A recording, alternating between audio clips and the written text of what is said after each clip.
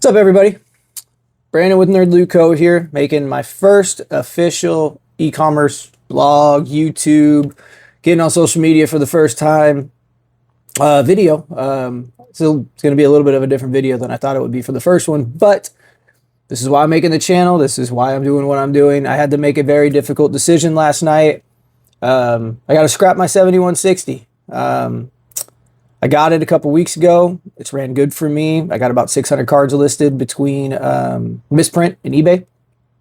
But last night I had to make the decision that I need to just get the 8170. So I'm making this video for people like me that were a little bit more on a budget and are looking for something that was a little bit different, right? Trying to find something a little bit cheaper. So I got the 7160. I thought in my head, hey, it's a little bit older. It's the same thing. Watched a few YouTube videos. People are like, it's great. It's, yada, yada, yada, yada. So in my brain, I was like, let's go ahead and do it. Like I said, it's been good for a few hundred cards. But I had to make the difficult decision to send it back. There's nothing wrong with it physically, right? Everything works on it. It's great. But it's leaving the little indentation on the back of the cards, and I've done everything I can. I'll show you what piece I'm talking about. I'll get into it for those that are thinking about starting a TCG business, like myself. This video is a little bit for you, and hopefully people can learn from my mistakes. But back to the beginning. I'm Brandon. This is NerdLootco. I already own an eBay store. I do a lot of Funko Pops and things like you can see behind me. I do movies. I do a lot of pop culture stuff. But about a month ago, a little over a month ago, I decided to take a step into the TCG business. I really like trading cards. I like all this kind of stuff. I find this really fun. So what you're going to see on this channel a lot, you're going to see some of the pickups I've got. I've gotten 2 bulk pickups. We're going to see a little bit of it today because this is how I plan on paying for the 8170. Well, help paying for the 8170, having the business take care of all of it, but I jumped into the 8170 a little bit earlier than I should.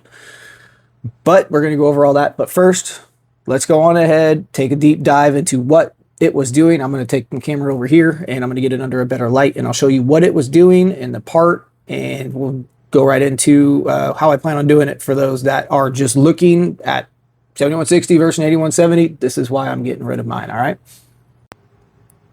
All right, so here we are, a little bit better of an angle with some better lighting. So what was happening is I'm scanning the card, it's going through, right? It's getting the front.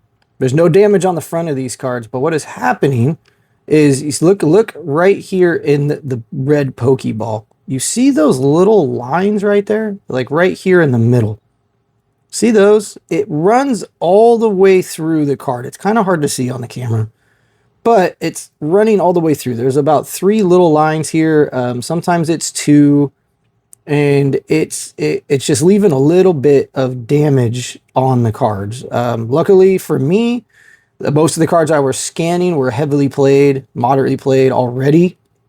Most of them were heavy played, but it's very hard to tell. But on my near mint cards and stuff, I can't have that. So what I tried to do is I watched some videos, and 8170 does this too. And you could try tape. So what I did is I tried tape. Now look at that.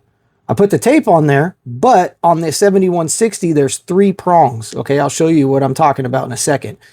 I could get 2 of them out of the way, but the 3rd one I could not. And with the tape on there, I mean, look at that. The tape on there, it added more force and just straight down the middle. It damaged this whole card as a test card, but it damaged the whole thing straight down the middle. So can't put tape on it. I tried putting a little bit extra stuff on there, and it seemed to work. I went back and looked at most of my cards. Most of them don't have this. Some of them do. I can get it to where it will stop doing it, but it'll do it randomly. So I can't, as a business owner and as someone trying to, I can't have the quality like that. I can't have some cards having it, some cards can't have it. I can't trust the scanner. So I made the decision that I'm going to return it. I'm still in the return window. And like I said, I didn't alter it. There's nothing wrong with it. So I'm going to send it back. But I cannot trust the scanner like I should be able to. So that's why I'm ultimately going to get rid of it. But I got it to where it would stop on some. I would clean it. Cleaning it seemed to help. but it would just leave a big line. You can see those streaks right there on the red Pokeball the best, but it goes all the way down the card.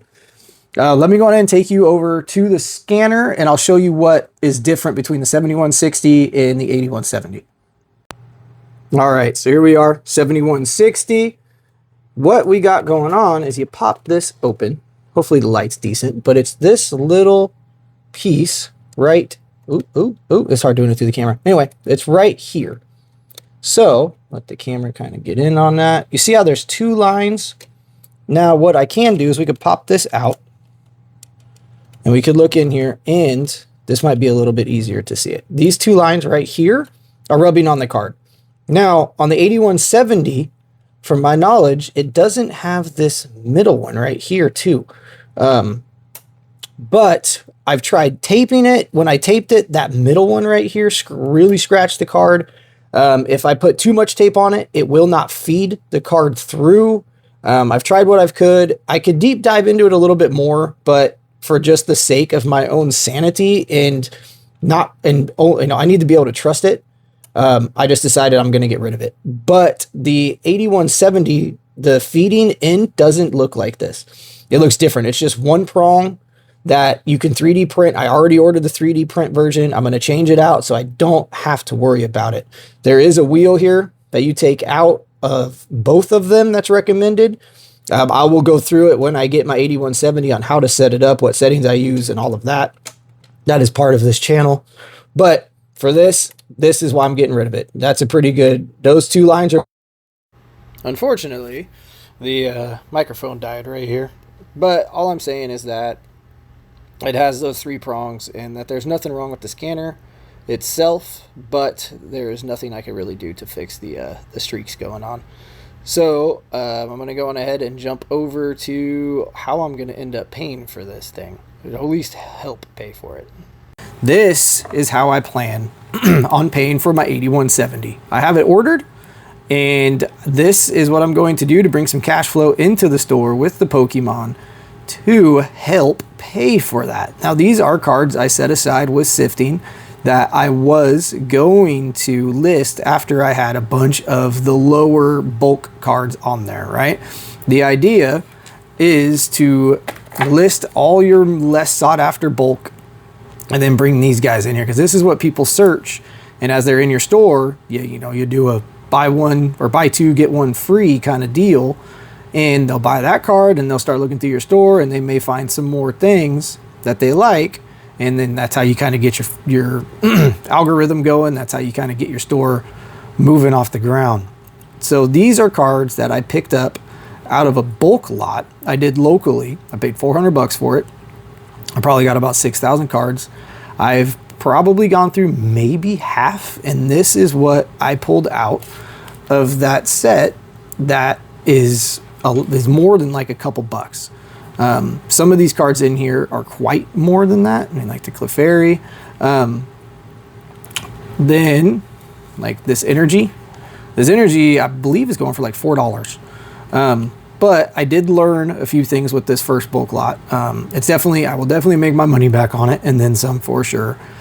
But one thing I didn't look at when I did this was, let me get through this stab. Look how cool that Snorlax is.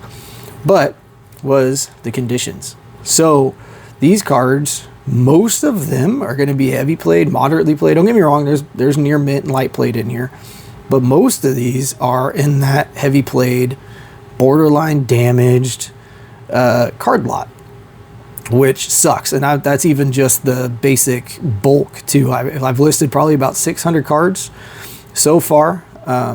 And most of them are moderately played, heavy. They're slightly played and near mint in there, but most of them are going to be in that moderately played section, or, like I said, heavy played.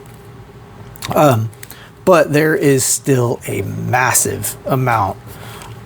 Look at that crowd. There is still a massive amount of wins in here. There's another one of those energies, Electrobuzz. Pretty sure this Houndoom was like $10. These two cards are awesome. Get the Hypno with the Clefairy in the background. And I also have, where'd it go? Thought I had them right next to each other, but I also have the Clefairy version right there underneath. There it is. So those two cards go together, dude. Like how cool is that? So I picked up those. But this is how I plan on paying for the 8170. These were cards I was going to put aside when I got more cards listed, but unfortunately the business needs a little bit of cash flow right now, and that is the plan. So what I'm going to do is I'm going to set my camera up, and then I picked this up. So I picked this up today. This is one of those photo booths. Like I said, I do a lot of pops, I do a lot of DVDs, so I picked this up as a whole for the whole business. But what I'm planning on doing is I have a 3D printer, right? So I 3D printed a lot of stuff. So NerdLootco, this is for DVDs. So you put the DVD in and then you can put the side next to it. But anyway, I'm gonna put this inside of here with great lighting. And then I'm going to take a front, and then I'm going to take a back shot of it. I'm gonna upload it to SortSwift, and I'm going to get it on eBay, and I'm gonna get it on Misprint. That is the idea. That is what I'm going to do to get some cash flow coming into the business. Because mind you, I have not sold a single Pokemon card. Now, it all makes sense because I am listing a lot of lower end cards, 25, 30 cents, 10 cents. But these cards were going to be the ones that I was going to list to drive traffic to the store. And right now I think I have about 600 cards listed. But business needs cash flow right now. So this stack I'm going to start listing, and I'm going to start selling and drive some cash flow. I'm going to get that 8170 paid off quicker than it should be with these kind of cards. But like I said, a lot of them are a little bit damaged, but they are still going to sell for sure.